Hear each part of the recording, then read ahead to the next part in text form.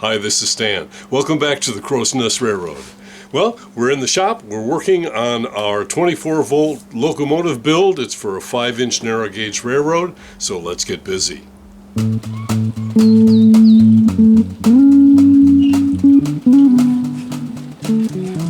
Well, let's bring you up to date.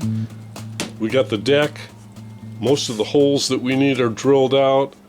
Our buffer plates are mounted with the angle. We've got our skirts down here, pocket screwed in, and remember I decided I would open up these little holes for access to the bolts that hook the angle iron into the main section of the metal chassis.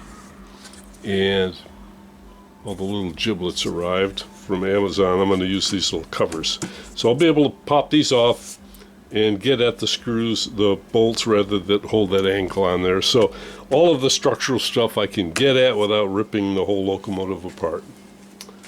But now, I gotta tell you, I don't know, maybe I'm getting too old, but lifting this marine battery is like more of a workout that I'm really looking for. This thing is a beast, and this carcass is getting to be really heavy. Of course, that's the point. Heaviness, or the mass on here, especially low down, it adds to the tractive effort for this locomotive, and that's kind of what we're looking for. Well, so it's time for us to start to seriously plan for the box that's going to sit on top of the chassis. And to help me with that, I'm going to use these handy 90s here to make sure I've got a true dimension for, you know, even little pieces of plastic on the edge of these batteries. It takes up space, so you can't forget about the little protrusions. Alright, so I got the battery sitting basically on the front bogie, but slid back just a little bit. I'm going to allow 3/4 of an inch between the two batteries, including this little lifting tab here. So with my combination square, I've got it centered, and the walls are actually not going to be tight to the battery. I'm planning on having a little space on the side so that I can run the wires up from the motors and things like that. So I will use small little spacer blocks inside the main hood to get a final position on the battery. I suppose it's possible that at some point I could use a smaller battery, but I'm going to build this so that it would take this large battery, 2 of them, to get my 24 volts.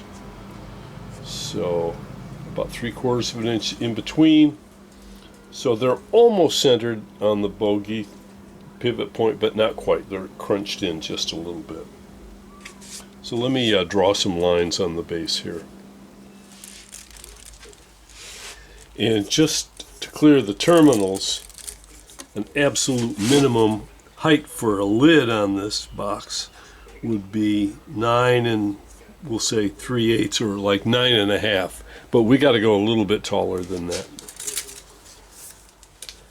If you remember that installment where we put the cardboard mock-up together, you can see how much taller that is than the minimum distance that we need. So this mock-up is 14 inches from the top of this deck. So that would give easily 3 or 4 inches of workable space in case I need to mount electronics and things like that. So with this rough dimension, with a 14-inch dimension, we will have plenty of room. Yep, plenty of room. Remember, the whole idea was not just to cover the battery, but I'm trying to build a larger scale looking small switcher locomotive. So it's not going to be low and long.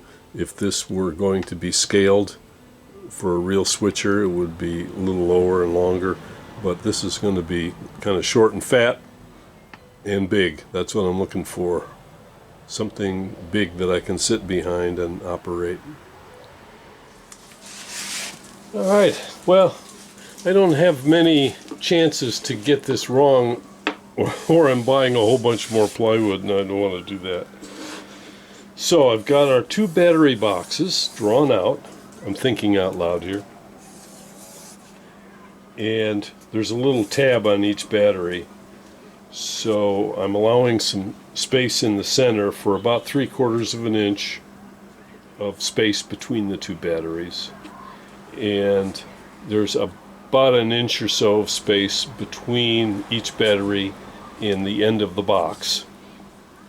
And again, I will be blocking those batteries in there so they won't be banging around. And also the batteries will probably be blocked up off the floor in case I have to run wiring underneath. So anyway, there'll be an adequate chase all the way around the batteries if I need to run wiring that way. And coming in off the side, where's my piece of plywood here? So I got it marked out. We're coming in 2 1/8 from the edge of the deck here. And the 2 sides will be made of our 3/4 inch Baltic birch. And I've got those all marked out.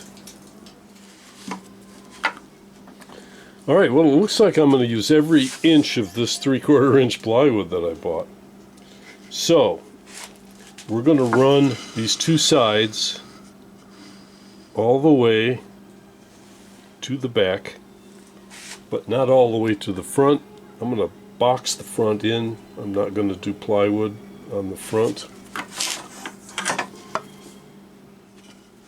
Done our layout here, and I'm pretty confident on our numbers. I've got one chance to get this right, and then I have to buy more plywood if I mess up. So 13.5 tall for 2 sides in the back, 2 at 24 5/8, and I upsize that just so I don't have to deal with 1/16, and then 13.5 by 8 3/8, and that will go in the center on the back. So this piece will come here, and then the plywood will go on the inside. But on the front, the dimension will be like this because I'm going to box that in.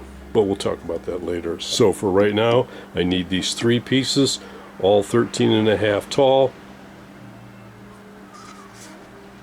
There are the numbers. 2 of them 24 5/8, and 1 8 3/8. So let's hit the table saw.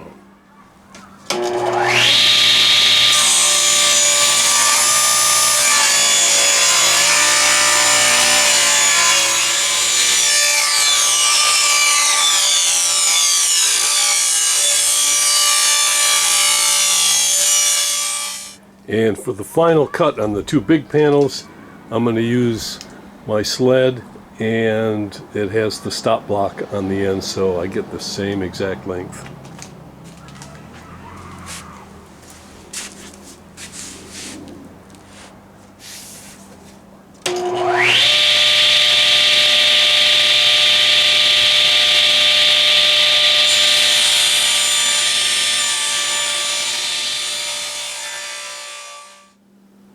Alright, well, that's far enough for today.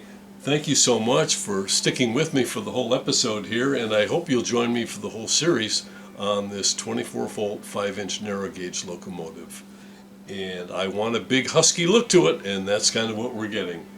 So I'll do some joinery on this back panel, and then next time we'll have to fabricate something up front with poplar and frame that in so that we can have a grill, something like that going on, and then we'll have to get this attached, of course, to the chassis. So we've come pretty far. I'm pretty excited. Thanks so much for joining me. It was great having you in the shop, and I'll see you right here next time on the Crow's Nest Railroad.